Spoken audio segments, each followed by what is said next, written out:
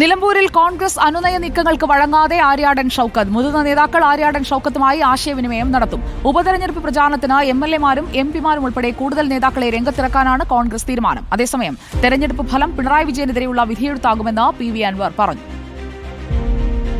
നിലമ്പൂരിൽ ആര്യാടൻ ഷൌക്കത്തിനെ അനുനയിപ്പിച്ച VS ജോയിയെ സ്ഥാനാർത്ഥിയാക്കാനാണ് നീക്കം. പക്ഷേ ആദ്യഘട്ട അനുനയ നീക്കത്തിന് ആര്യാടൻ ഷൌക്കത്ത് വഴങ്ങിയിട്ടില്ല.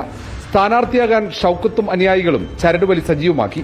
മണ്ഡലത്തിലെ സർവേ ഫലം അടിസ്ഥാനമാക്കി VS ജോയിയെ മത്സരിപ്പിക്കാനാണ് നേതൃത്വം ആലോചിക്കുന്നത്.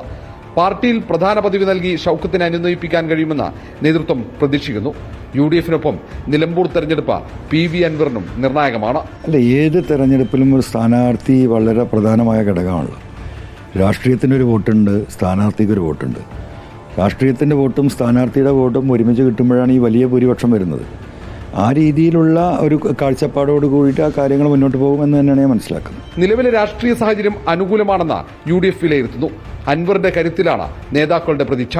UDF-ന് പിന്തുണ കൊടുക്കാൻ PV അൻവർ തയ്യാറായിട്ടുണ്ട്. അത് ഞങ്ങൾ സന്തോഷപൂർവ്വം സ്വീകരിക്കുന്നുണ്ട്. മണ്ഡലം പിടിക്കാൻ പ്രചാരണത്തിന് കൂടുതൽ നേതാക്കളെ ഇറക്കാനാണ് കോൺഗ്രസ് തീരുമാനം. MPമാരും MLAമാരും നിലമ്പൂരിലെത്തും. പഞ്ചായത്തുകളുടെയും ബൂത്തുകളുടെയും ചുമതല ഏറ്റെടുക്കും. തെരഞ്ഞെടുപ്പ് പ്രഖ്യാപിച്ചാൽ മുൻകാല ഉപതെരഞ്ഞെടുപ്പുകൾക്ക് സമാനമായി സ്ഥാനാർത്ഥി പ്രഖ്യാപനവും ഉണ്ടാകും. ഇതുവഴി പ്രചാരണത്തിൽ മുൻതൂക്കം നേടാൻ കഴിയുമെന്നാണ് കോൺഗ്രസ് നേതൃത്വത്തിന്റെ കണക്കുകൂട്ടൽ. റിപ്പോർട്ടർ, തിരുവനന്തപുരം.